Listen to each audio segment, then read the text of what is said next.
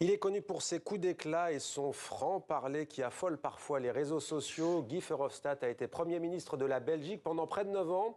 Un Premier ministre très populaire, député européen depuis 15 ans dans le groupe libéral Renew, le groupe Renaissance. Il ne se représentera pas le 9 juin prochain aux élections européennes. Bonsoir Guy Verhofstadt. Merci beaucoup d'être avec nous en direct de Bruxelles en Belgique. Peut-être d'abord l'actualité. Évidemment, Volodymyr Zelensky est en visite chez vous en Belgique. On vient de le voir dans les rappels de titres. Comment réagissez-vous à cet accord portant notamment sur des avions de combat qui seront prochainement livrés? Très positif, naturellement, parce que les Ukrainiens ont besoin de cet équipement, surtout des avions, et ça va donner la possibilité, je crois, avec d'autres livraisons par d'autres pays comme les Pays-Bas, les Danois, les Norvégiens, de vraiment mieux protéger contre les attaques, des attaques surtout contre des civils. Ce qu'on a vu à Kharkiv il y a quelques jours, il y a eu 16 morts, est vraiment scandaleux, et je crois qu'il faut donner aux Ukrainiens tout l'équipement dont ils ont besoin. Aussi la possibilité d'utiliser des missiles sur des buts sur le sol russe, ce qui a été encore refusé jusqu'à récemment par les Américains.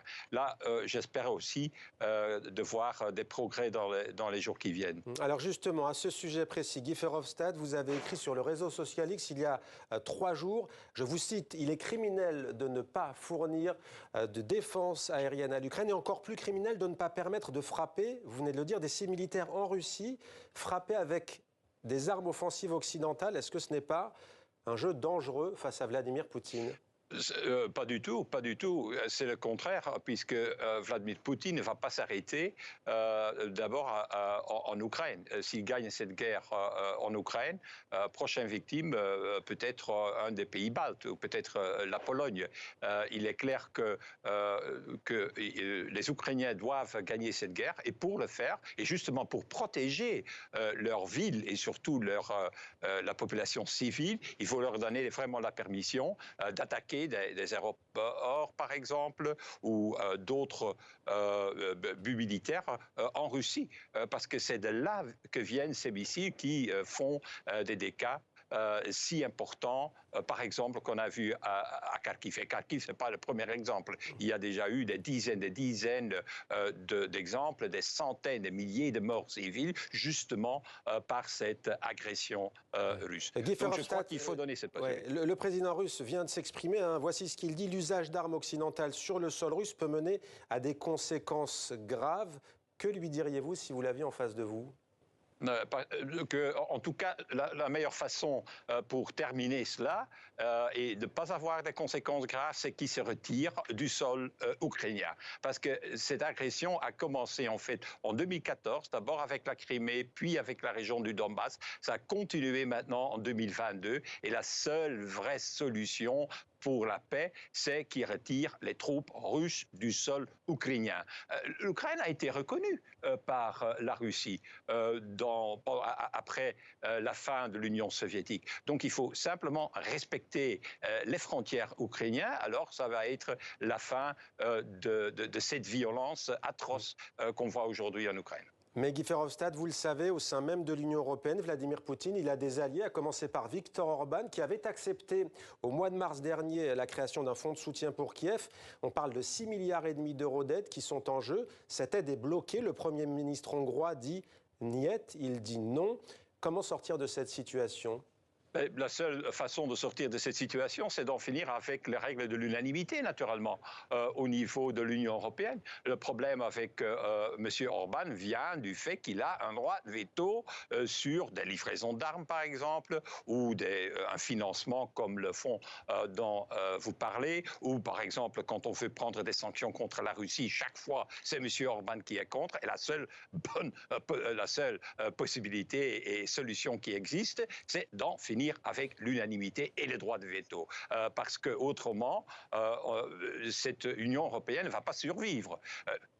Il y a naturellement un autre point, c'est la défense européenne dont on a besoin le plus vite possible. Vous vous imaginez qu'il y a Poutine à Moscou, qu'il y a Xi à Beijing et qu'il y a un retour de Trump à Washington. On serait sans vraie défense. Ça ne va pas être seule la France ou l'Allemagne ou n'importe quel autre pays qui va pouvoir protéger le continent européen, d'où la nécessité de créer une union de défense européenne comme c'était prévu par les pères fondateurs dans les années 50 et qui le bloque de nouveau, M. Orban et peut-être encore d'autres. C'est pour cette raison qu'il faut refonder l'Union européenne et le plus vite possible en finir avec cette règle de l'unanimité, avec ce droit de veto. D'autant plus que l'Union européenne, avec l'impact de ce conflit en Ukraine, Guy Verhofstadt envisage de s'élargir encore et encore. On parle de 30, 31, 33 membres d'ici 10, 15, vous imaginez, si on est à 33 membres, comment on va faire? On va avoir une commission européenne à 33 membres. On n'a pas assez de compétences même pour 27 commissaires aujourd'hui. Deuxièmement, à 33 membres, chaque fois qu'on veut décider quelque chose, maintenant on a déjà des problèmes à 27, les problèmes vont s'agrandir. Donc il y a une nécessité dans les mois qui viennent, après les élections européennes, le plus vite possible, de lancer un processus où on va refonder, reformer l'Union européenne pour la préparer justement à cet élargissement. Mais vous avez fait un rapport en ce sens, qui a d'ailleurs été adopté à une courte majorité au Parlement, mais c'est vraiment le parcours du combattant. Que proposez-vous d'ailleurs pour la réforme justement des traités ? La première chose, c'est naturellement en finir avec le droit de veto des États membres. Deuxièmement, venir à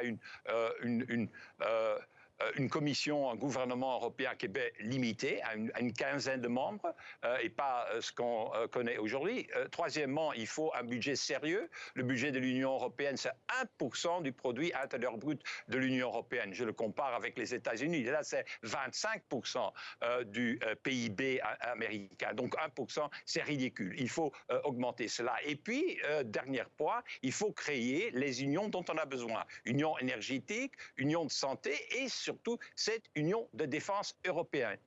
Parce que pour le moment, c'est ça la faiblesse. Il faut savoir qu'en Europe, on dépense chaque année environ 270 milliards d'euros à la défense avec les 27 pays. C'est environ 3 fois le montant des Russes. Mais on n'a pas l'impression qu'on est mieux protégé que les Russes. L'OTAN ne suffit pas. L'OTAN ne suffit pas.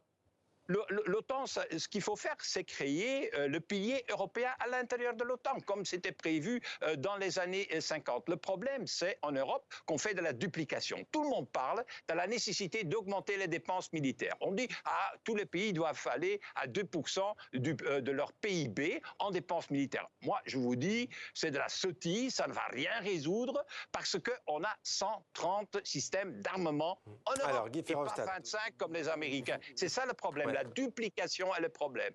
On a compris que pour vous, c'était un enjeu, la question de la défense, y compris avec ces élections européennes qui approchent. Ce sera donc le 9 juin. Vous ne vous représentez pas.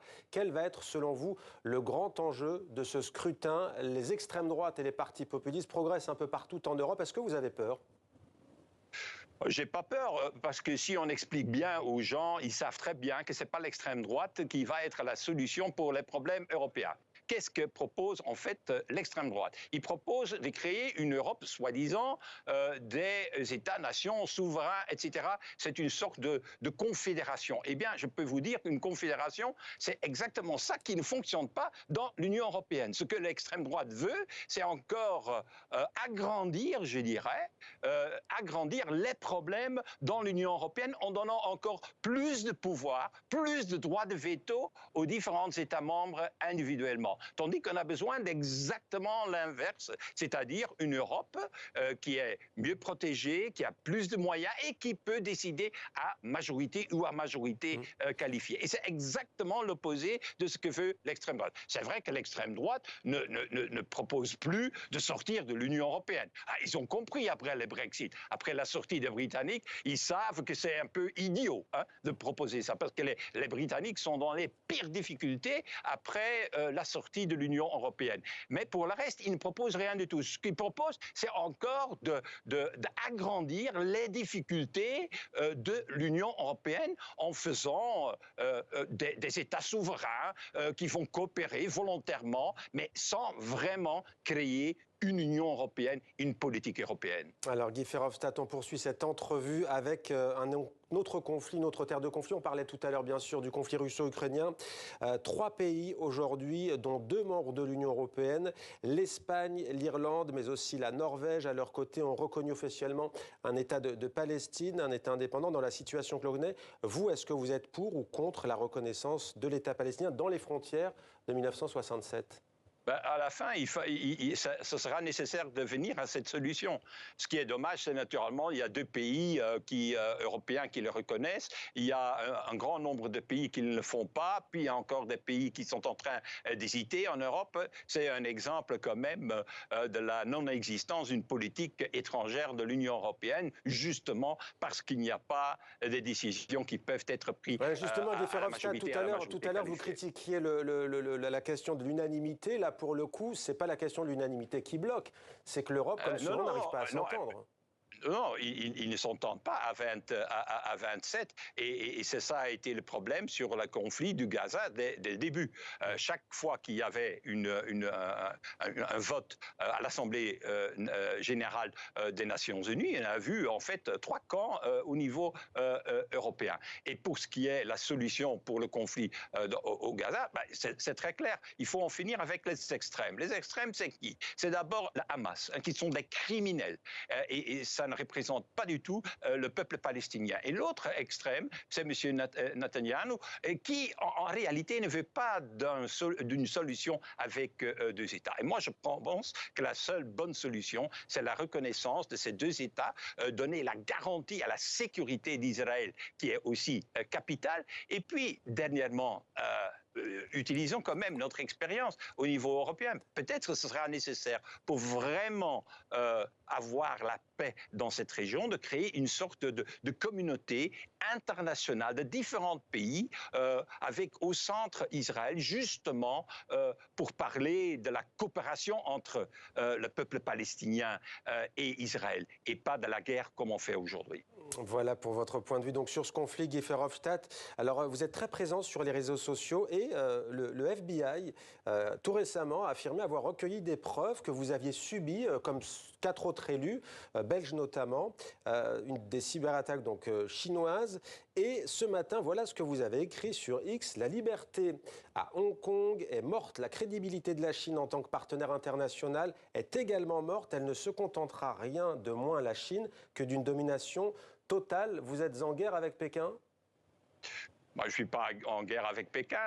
Je suis membre de IPAC, c'est une association internationale de parlementaires sur la Chine qui, en fait, veulent essayer de défendre un minimum de démocratie aussi pour la Chine. On a vu ce qui s'est passé à Hong Kong. C'était une démocratie exemplaire. Cette démocratie, pour le moment, n'existe plus après que Hong Kong est entré en Chine. La même chose peut se passer demain avec Taïwan. Et donc, ce que nous disons, c'est oui, la Chine unie, on est très pour, mais avec des systèmes différents.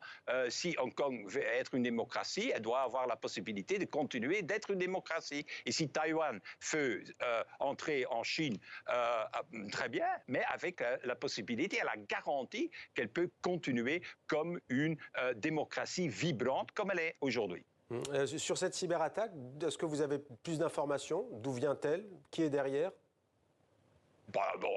On sait que ça vient des cercles officiels du côté de la Chine, qui certainement essayent de saboter, en fait, tous les parlementaires au niveau du monde qui s'intéressent à la Chine. Je ne suis pas le seul.